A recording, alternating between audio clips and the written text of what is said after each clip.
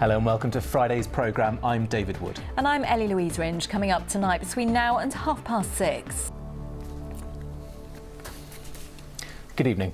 It's been an emotional day for hundreds of servicemen and women and their families as HMS Sutherland made its return to Devonport today after a 7-month tour of South Asia and the Pacific. During her deployment, the Type 23 frigate sailed through the disputed South China Sea under orders from the Defence Secretary in an effort to underline the Navy's right to access those waters. Nick Smith reports. Oh, what lovely pictures. Yeah, well-deserved holiday for those sailors, I think. Next night, a family from Redruth is calling for better public toilet facilities for disabled people right across the West Country. The George family want more public loos known as changing places that have more facilities than a standard accessible toilet. It's estimated they could help around 250,000 people in the country get out and about. Well, Grace Pascoe now reports from the Lost Gardens of Heligan, the latest Cornish attraction to open a facility. Ilfracombe in North Devon was hit by flash floods this morning after heavy rain. Homes and businesses. The RMT union has called off a proposed rail strike on South Western Railway routes tomorrow. A sailor has captured breathtaking footage of blue sharks swimming off the coast of Cornwall. Amazing pictures there. Next tonight, new figures have revealed the number of young people trespassing on the South West railway lines is at an all-time high. Over the last 5 years, the number of incidents has doubled, causing delays for passengers. Network Rail says 7 people have died in the last year alone.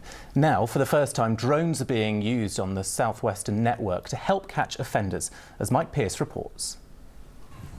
You're watching ITV News West Country. Still ahead before 6:30. And the ITV News continues with the national and international stories at 6:30. Here's Charlene White with the details. But first tonight, she was the first female MP to take a seat in the House of Commons. And now the legacy of Nancy Astor in Devon is set to be marked by a blue plaque at her former home. Lady Astor. Next tonight, the hot weather is creating a surge in the number of wasp nests being discovered, with some pest control companies reporting a demand for their services doubling. Many of the nests are bigger than usual as well, as Christine Alsford reports. Now it's time to take a look at the sport, and Carrie Davis has joined us in the studio. And Carrie, we start with Exeter City's latest star. Yes, Ellie, we do indeed. It's been all about Nicky Law for Grecian fans after he put in such a strong performance against Carlisle in the season opener last Saturday. He was signed this summer after being released from League One Bradford City. I went to chat to him about his move down south. Well, Nicky Law and his side, Exeter, travel to Morecambe tomorrow for their first away game of the season. Morecambe will have something to prove after their 6-0 defeat last weekend. In League One, Plymouth Argyle have their first home game. They host Southend United at Home Park. It'll be interesting to see what being down to 3 stands and having fewer gaps in the crowd will do for the atmosphere there. Work on a new £6.5 million stand is underway. Yeovil too have their first home game against Mansfield. The Glovers will be without Jordan Green and Tom James, who were sent off during last Saturday's defeat at Bury. And in the National League, Torquay swimmer Ben Proud is now a European champion. The 23-year-old. And that's your sport. Of course, don't forget our Fans Forum returns on Monday. Check our social media pages for details on how to get involved. Carrie, thank you very much indeed. Now, this summer, we're looking for more exceptional people to represent the West Country as regional fundraiser at the Daily Mirror Pride of Britain Awards, and we need your help. Yes, we want to hear stories about amazing fundraisers who come up with creative, ingenious or simply industrious ways to raise much-needed cash for good causes.